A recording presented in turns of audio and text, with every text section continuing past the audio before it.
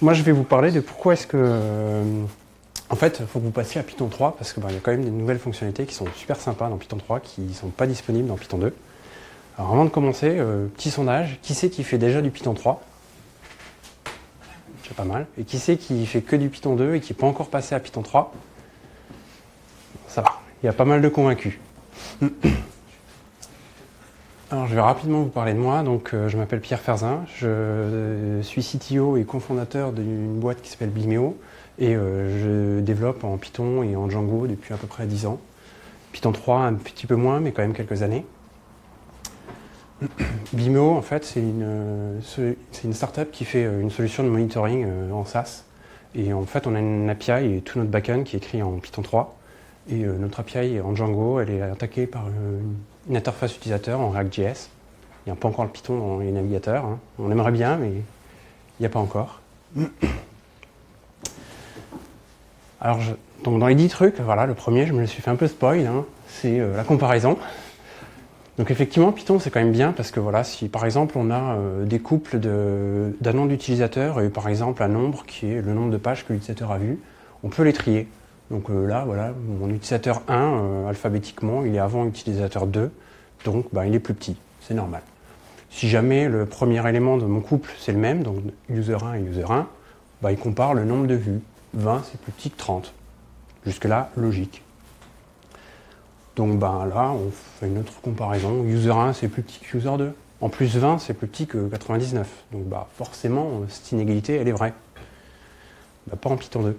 Donc c'est effectivement ce qui a été montré avant, c'est ça compare des types qui ne sont pas les mêmes. Il y en a un tuple, il y a une liste. Et effectivement, en Python 3, ça, c'est plus possible. Et en Python 2, il y a aussi la possibilité que Python 2, quand on lui demande qu'est-ce qui est plus grand entre 1 et 2, ils nous disent 1. Les autres trucs qui sont bien avec Python 3, c'est... Python, on aime bien aussi vérifier la performance. Donc là, par exemple, je veux vérifier à quelle vitesse Python il calcule la réponse, 42. Donc je lui demande de le faire 50 millions de fois. Bon, sur ma machine, Python 2 ou Python 3, ça prend environ 2 secondes, c'est correct. Par contre, Python 2, ça me consomme 1,5 giga de mémoire. Ça fait quand même un peu beaucoup. En fait, la raison, c'est que quand j'ai un range comme ça avec 50 millions, en fait, ce que Python 2 va faire, c'est qu'il va construire une liste avec 50 millions d'éléments. Ça prend de la place. Et ensuite, il va itérer. La solution, ça aurait été d'utiliser xrange, qui lui c'est un itérateur qui va renvoyer un à un les éléments. En Python 3, ils ont décidé d'arrêter d'avoir range et xrange. Il existe aussi sur les dictionnaires la possibilité de faire key ou iter key, value ou iter value, item ou iter item. En Python 3, ils ont dit on a de toute façon que des itérateurs, on n'a pas besoin de renvoyer des listes. Donc ils ont supprimé tous les dupliqués. Il n'y a plus que range, key, value et item qui sont que des itérateurs en Python 3. Dans le même genre, il y a zip, map et filter qui en Python 2 renvoyaient des listes. En Python 3, c'est des itérateurs.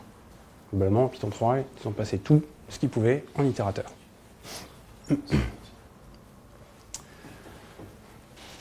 Sur les keywords arguments, donc si vous ne savez pas ce que c'est que par exemple, là, si je définis une fonction sortWords qui doit trier des mots, donc son premier argument, c'est des mots, et j'ai reverse et case sensitive qui me permettent de configurer comment est-ce que je dois faire mon tri.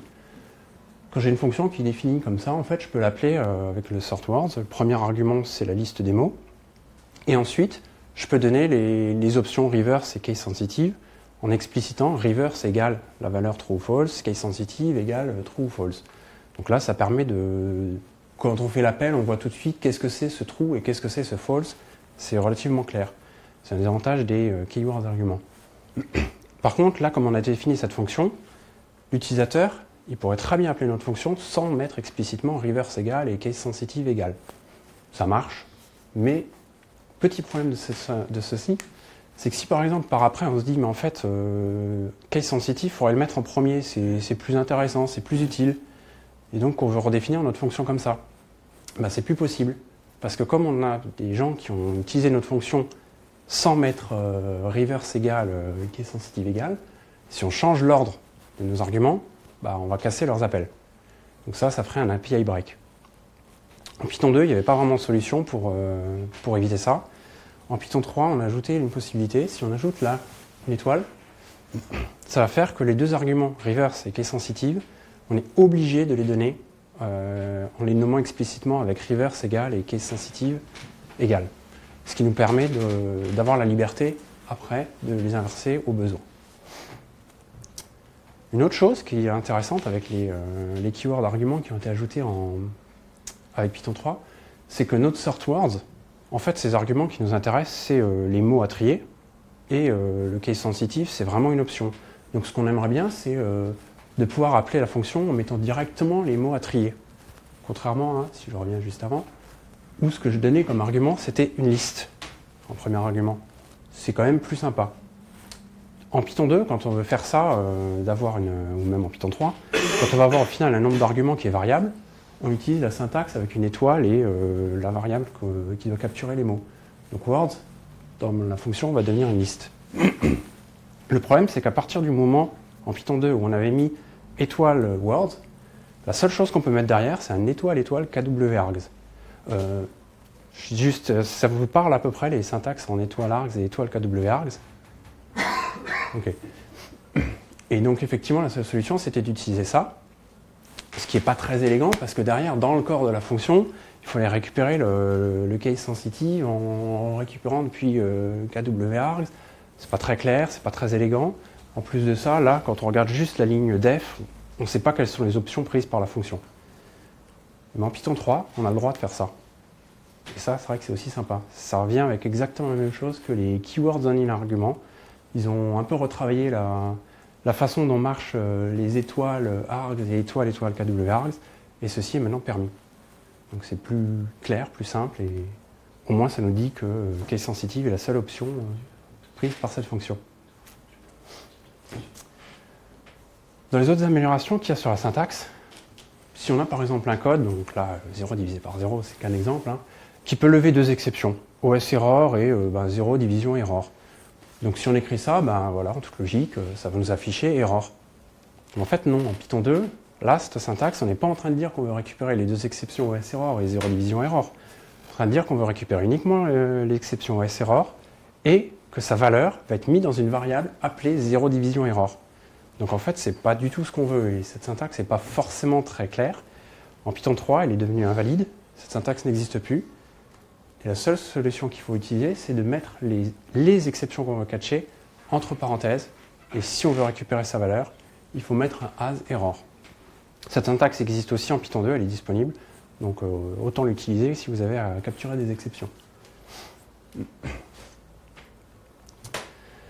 Pour rester dans le sujet des exceptions, si par exemple on a le pseudocode suivant, donc on a un code qui établit une connexion, qui fait quelque chose avec cette connexion, et à la fin on ferme la connexion, c'est plutôt propre, ça permet de libérer les ressources. Donc on fait tourner ce code-là en Python 2, ça marche bien, et puis un jour on a cette erreur-là. On ne comprend pas trop parce que la plupart du temps ça avait marché, et là on a une erreur qui nous dit quand on fait connexion.close, connexion est juste pas du tout définie. Pourtant on est un peu au-dessus, connexion égale quelque chose.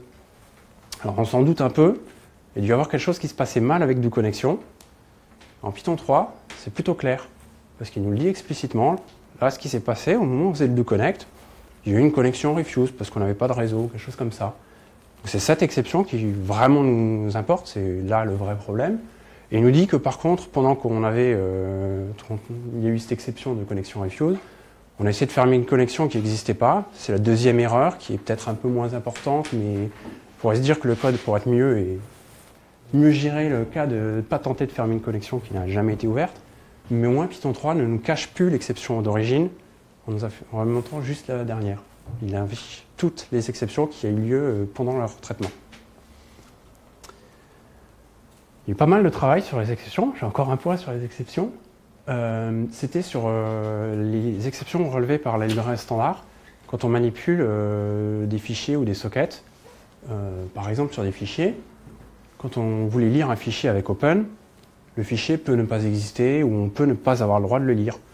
Donc ça levait une exception IO error. Bon, ouais, pourquoi pas, effectivement, on lit des fichiers. Si on veut faire un stat sur le fichier qui nous permet de récupérer par exemple sa date de modification ou sa taille, si on veut s'assurer qu'on a le droit de lire ou si le fichier existe, c'est OS error. Donc une fois c'est IO error, une fois c'est OS error. Et en fait, il y en a pas mal d'autres, parce que il y a donc IO error, OS error, socket.error, Windows error, environnement error, il y en a pas mal. Donc en Python 3, ils ont essayé de remettre un peu tout ça à plat et de refaire un peu toute la hiérarchie des exceptions qui peut être relevée. Et ils ont ajouté pas mal d'exceptions, et toutes les exceptions, elles ont comme parent OS error. Donc si on veut gérer tous les problèmes en Python 3, maintenant on a juste OS error. Tous les problèmes évidemment liés à ce qui peut avoir une erreur d'entrée-sortie avec un socket, avec un fichier ou quelque chose comme ça. Donc si on reste toujours là sur ce sujet-là, en fait, des fois on ne peut pas forcément non plus récupérer toutes les erreurs. Là, j'essaie de lire un fichier ETC Shadow. Normalement, il existe toujours, mais je n'ai pas forcément toujours le droit de le lire. Il n'y a que root qui a le droit de le lire. Donc là, ce que moi je veux faire, c'est je vais tenter de le lire. Si j'arrive pas à le lire pour un problème de permission, je fais mon traitement, mais les autres erreurs, je ne veux pas m'en occuper. En Python 2, la seule solution qu'on avait de faire, c'était de récupérer l'exception générale, IO error, et de regarder dans cette erreur-là si le RRNO il avait une valeur particulière. C'était pas forcément super clair et pas des plus élégants. En Python 3, quand ils ont retravaillé les exceptions, ils ont ajouté une permission error.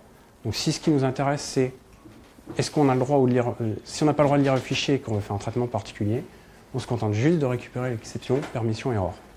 C'est plus simple et plus clair, quoi. Dans toujours, ce qu'ils ont un peu retravaillé sur les librairies standards, si vous avez déjà manipulé des URL ou fait des requêtes HTTP, dans la librairie standard, il y a URLlib, il y a URLlib2 et URLparse. Ça fait 3 modules qui se ressemblent quand même pas mal. Et pourtant, ils peuvent être tous utiles. Si par exemple, on veut parser une URL, donc ça veut dire on a une URL et puis on veut savoir si c'est de l'HTTP, de l'HTTPS ou récupérer le serveur accédé, c'est URLparse. Bon, ça c'est plutôt logique. Si par contre on veut coter ou uncoter une URL, donc c'est-à-dire que transformer par exemple un espace en %20 ou quelque chose comme ça, là c'est pas URLparse comme on pourrait s'y attendre, c'est URLlib. Dans URLlib, on a des fonctions pour aller faire des requêtes. Mais pourtant, si on veut faire des requêtes, vaut mieux utiliser URLlib2 qui est plus moderne.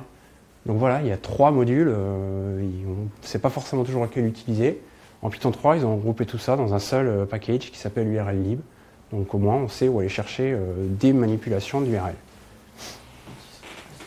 Ils ont aussi simplifié d'autres choses. En Python 2, on a pickles, cpickles, profile, cprofile, string.io, cstring.io. En fait, chaque fois, ils fournissent la même fonctionnalité. Pickles et cpickles fournissent exactement la même fonctionnalité, juste que pickles, il est écrit en Python pur, donc un peu plus lent, et cpickles, c'est écrit en C, donc plus rapide. Et en fait, en Python 2, ce qu'on faisait, c'est qu'on essayait d'importer cpickles. Si on n'y arrivait pas, on importait pickles, comme ça, on était sûr de l'avoir. En Python 3, ils ont dit, ça, c'est un détail d'implémentation. Si c'est écrit en Python, en C ou n'importe quoi, pas le problème de l'utilisateur. Donc ils ont retiré les modules cpickles, cprofile et cstring.io. Maintenant il n'y a plus que le module qui s'appelle pickles, profile et string.io. On peut directement utiliser celui-là et c'est l'implémentation qui s'occupe de choisir si c'est du Python ou du C. Il y a aussi pas mal d'ajouts qui ont été faits dans la librairie standard. Donc là j'en ai choisi quelques-uns. Donc par exemple passlib. C'est un module qui a été ajouté. Si vous manipulez pas mal de chemins, de fichiers, en fait, passlib est un peu plus élégant que d'utiliser les anciennes fonctions, donc os.pass, .join ou des choses comme ça. Là, on peut construire un chemin et on utilise juste le symbole de division pour joindre des éléments du chemin. Donc là, je construis au final un chemin dans files qui représente etc password. Et après, à partir de là, je peux aller le lire, je peux vérifier s'il existe, je pourrais le supprimer. Enfin, je peux faire tout un tas d'opérations dessus. C'est un peu plus élégant que de manipuler les chemins de fichiers comme si c'était juste des chaînes de caractères. Il y a aussi d'autres ajouts. Par exemple, si vous avez une fonction qui est coûteuse à être exécutée, que ce soit en temps CPU ou par exemple parce qu'elle fait une requête réseau assez coûteuse, en fait, en ajoutant juste le décorateur LRU cache, vous allez mettre automatiquement un cache à cette fonction. Donc le premier appel va faire le calcul coûteux, mais les suivants appels avec les mêmes arguments vont utiliser la valeur dans le cache. Et comme le laisse supposer le max size, ce cache il n'est pas non plus illimité, il a une taille que vous pouvez définir, et ça évite de consommer toute votre mémoire si cette fonction est très souvent utilisée. Oui. Least recently used. Donc ça élimine celui qui a été utilisé, enfin ça garde ceux qui ont été utilisés le plus récemment. Et le max size, c'est le nombre d'appels? C'est le nombre d'entrées gardées, oui.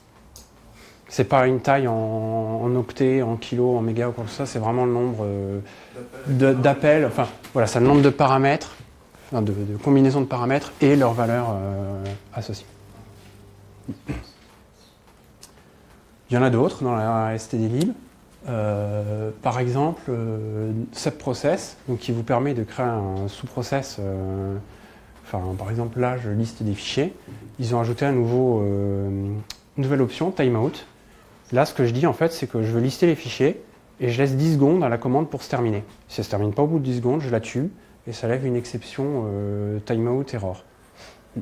Au passage, la méthode run dans subprocess est aussi apparue en Python 3 et remplace plutôt avantageusement 3 anciennes fonctions dans Python 2. Si vous avez déjà manipulé des datetime, ça vous est peut-être déjà arrivé d'avoir besoin d'avoir un timestamp depuis un datetime. Donc un timestamp, c'est le nombre de secondes depuis le 1er janvier 1970. En fait, c'est assez utilisé, c'est pratique parce que c'est un timestamp fournit au final un temps simple à stocker, c'est juste un entier. C'est relativement standard, donc c'est simple. Avant, si on voulait obtenir un timestamp depuis un datetime, il fallait faire la conversion à la main. Maintenant, on a juste une méthode timestamp qui nous le fait pour nous. Et dernier truc que je voulais vous montrer sur la stdlib, c'est Secrets. Donc ça, c'est tout récent, c'est en 3.6. Là, ce que je fais, c'est que je génère un secret que je peux par exemple mettre dans une URL. Si je veux générer une URL pour un reset de password, avec ça, je génère un secret je peux le mettre dans une URL. L'URL safe dit qu'en fait, les caractères qui vont être utilisés dans ce token n'ont pas de signification dans une URL. Et en fait, Secrets, il utilise un générateur cryptographically strong, donc globalement qui est normalement résistant aux attaques.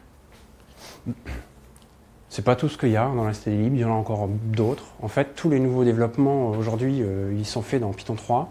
Et Python 2, il n'y a plus que des fixes de sécurité. Donc il faut vraiment passer aujourd'hui à Python 3. Donc là, je liste encore quelques autres que j'avais vus. Il y a des trucs de compression. On peut faire des types énumérés, manipuler des adresses IP.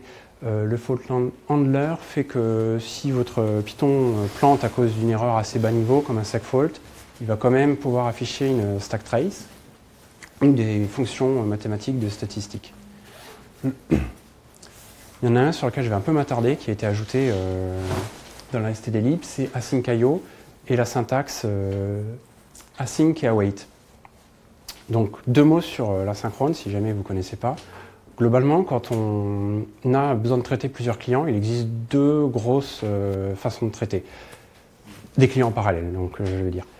Soit on utilise des threads, donc on a un thread par client, et quand on veut communiquer avec ce client, on lit par exemple ce que le client nous envoie sur le réseau dans un thread, mais on est bloqué. Quand on essaye de lire, si le client ne nous a pas encore envoyé de données, on est bloqué et on a bloqué tout ce thread pour la lecture. Donc la solution pour plusieurs clients, c'était ça, c'était plusieurs threads. Le problème d'un thread, c'est que c'est assez coûteux. Donc une alternative qui est en train d'arriver, JavaScript l'a assez mise à la mode, c'est l'asynchrone, qui globalement consiste à dire plutôt que quand je veux essayer de lire ce que le client m'a envoyé de bloquer, c'est que je demande à une event loop que Python me fournit de dire quand ce client va m'envoyer des données, appelle-moi. Mais classiquement, et c'est ce qu'il y a dans le JavaScript, c'est que le appelle-moi, c'est via une fonction. On lui dit, quand il y a des données, appelle cette fonction avec les données en argument.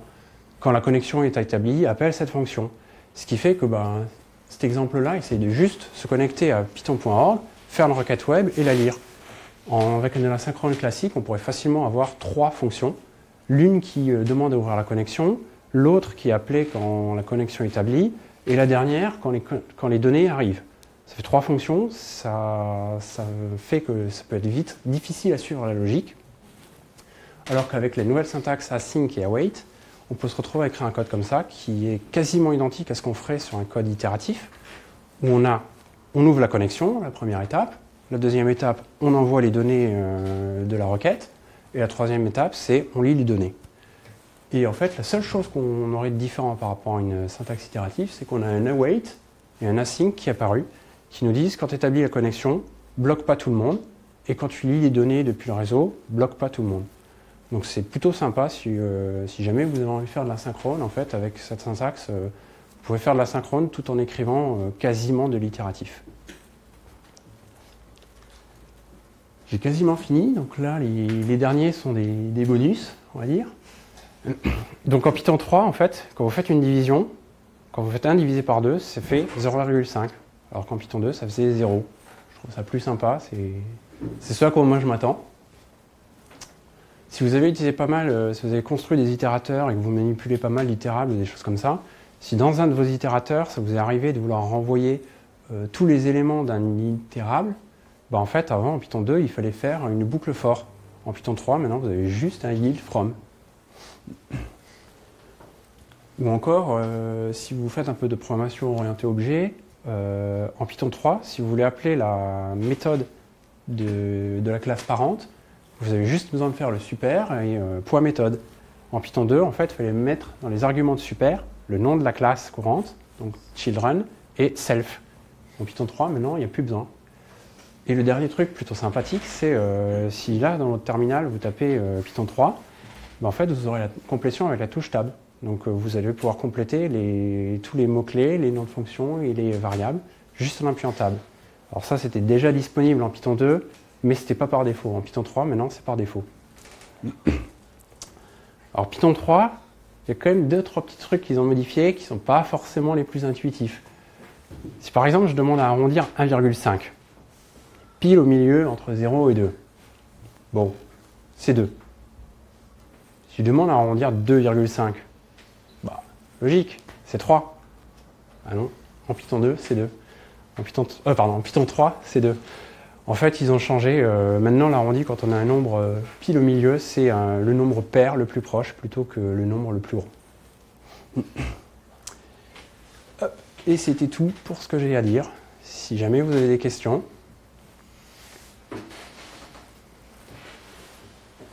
Ouais. Qu'est-ce qui bloque généralement au passage à Python 3 finalement? C'est vrai que je ne l'ai pas du tout dit. Il y a, je pense, l'un des plus connus qui est l'Unicode et la gestion des chaînes de caractères. C'est-à-dire que si jamais, je ne sais pas si tu vois quel problème c'est, mais c'est que en Python 2, tu avais le droit de, on va dire, un peu mélanger ce qui était Unicode, chaîne de caractères, et c'était pas forcément toujours très carré la façon dont c'était géré. En Python 3, aujourd'hui, ça va te planter tout de suite. Après, en pratique, des codes que j'ai vus, souvent, c'est le renommage des modules dans la librairie standard. Donc, ce que j'avais par exemple dit, le URL lib, URL lib2, qui ont été renommés en tout en URL lib. Les prints. D'accord. Ça, moi, je n'avais pas encore trop rencontré. Donc, ouais, voilà, c'est. Oui, changement d'arborescence, ça, effectivement, j'ai déjà rencontré. Et effectivement, des fois aussi, le print. Print était avant un keyword et maintenant c'est une fonction, donc il faut penser à mettre des parenthèses globalement. Après, j'ai pas trop rencontré moi de cas où vraiment j'avais eu un gros effort de migration, mais après j'ai pas non plus migré des codes qui étaient très anciens quoi. Dans le cas simple, tout de suite fait tout. Ouais. Et dans les cas plus compliqués, il y a une librairie qui s'appelle Six, comme 2x3, qui facilite aussi l'écriture de code compatible 2 et 3. C'est pas de la migration, là, c'est pour écrire. Oui, typiquement, justement, par exemple, pour les modules de librairie standard qui ont été renommés, si on veut faire un code qui peut fonctionner tel quel en Python 2 et en Python 3, effectivement, avec Six, on peut récupérer les modules, genre justement URL lib qui auraient changé, avec une façon dont c'est la librairie Six qui s'occupera de nous donner le bon nom, quoi. Et effectivement, enfin, avec ça et avec les versions relativement récentes de Python 2, je ne sais plus si 2.6 est suffisant ou en tout cas 2.7, on peut effectivement écrire normalement quasiment tout avec un code qui marche en Python 2 et en Python 3. C'est dans les quasiment. Oui, il peut toujours y avoir des subtilités. Oui. Pour simplifier l'unit test aussi. Ah, j'avoue que ça, j'ai pas trop vu. C'était un cauchemar la doc, tout ça avant. Enfin, moi, je trouve personnellement, j'ai appris dans la doc de la 2. C'était horrible. Là, de simplifier, c'est vraiment tout ça. Ouais, c'est vrai qu'il y a beaucoup de choses sur tous les retravails des exceptions et les librairies standards. Le but est quand même d'essayer de rendre les choses plus simples et plus cohérentes. L'avantage, c'est qu'il y a toutes les libanais justement qui suivent, qui essaient de bien faire aussi les choses. Ouais. Et ça simplifie ça.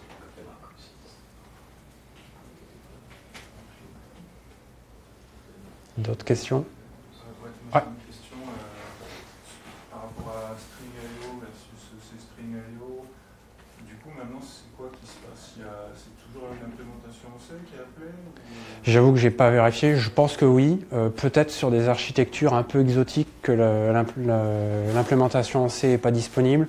Mais je pense qu'en vrai, elle le sera toujours. Non, ce qui est vachement bien sur ce truc-là, c'est que si tu fallback sur les débugger et que tu lances les délais, en fait, il fallback sur l'implémentation en Python pour que tu puisses mettre des breakpoints dans la version Python. Okay. Et ça, c'est cool. Oui, parce qu'effectivement, sinon, il fallait modifier Sinon, les librairies qu'il utilisait. Je pense qu'il